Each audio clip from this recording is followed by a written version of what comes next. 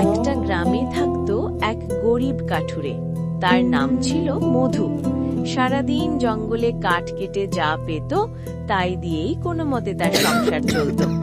ঘরে ছিল অসুস্থ মা আর ছোট্ট একটা কুঁড়ে ঘর। এই ছিল তার সব সম্পদ। একদিন সকাল থেকে মধু জঙ্গলে কাঠ কাটতে কাটতে বুঝতেই পারেনি যে সন্ধ্যা পেরিয়ে গেছে। হঠাৎ চারদিক অন্ধকার হয়ে এলো। আকাশে কালো মেঘ জমল, ঝিরঝির করে বাতাস বইতে লাগলো। আরে বাবা, কখন যে রাত হয়ে গেল টেরই পেলাম না।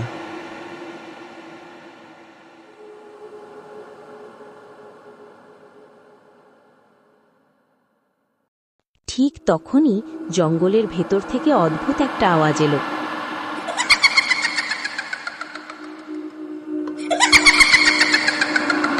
মধুর গা ছমছম করে উঠল। সে ভয়ে ভয়ে কাঠের বোঝা নামিয়ে বলল, কে কে ওখানে? হঠাৎ গাছের আড়াল থেকে বেরিয়ে এলো এক অদ্ভুত মানুষ। সাদা আলো ছড়ানো শরীর, লম্বা চুল, চোখ দুটো শান্ত কিন্তু উজ্জ্বল। মধু বুঝে গেল এ যে ভূত। মাগো, আমাকে মেরো না, আমি খুব গরিব।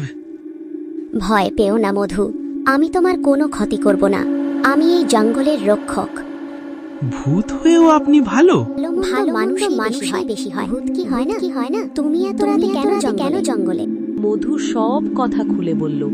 দারিদ্র্য, অসুস্থ মা, কঠিন জীবন সব শুনে ভূতের চোখে করুণা ফুটে উঠল।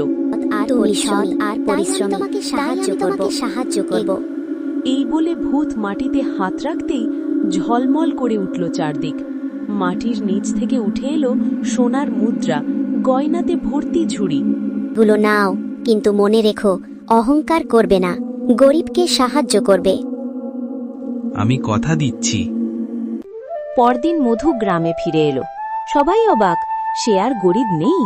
সে মায়ের চিকিৎসা করালো, একটা সুন্দর বাড়ি বানালো আর গ্রামের দুঃখী মানুষদের সাহায্য করতে লাগলো। কিন্তু মধু কখনো বলেনি সে সোনা পেল কিভাবে। শুধু মনে মনে ভাবত ভালো ভূতের কথা। ভালো মন থাকলে ভালো ভূতও মেলে। সৎ ও পরিশ্রমী মানুষ কখনো একা থাকে না, কখনো কখনো ভাগ্য নিজেই সাহায্য করতে আসে।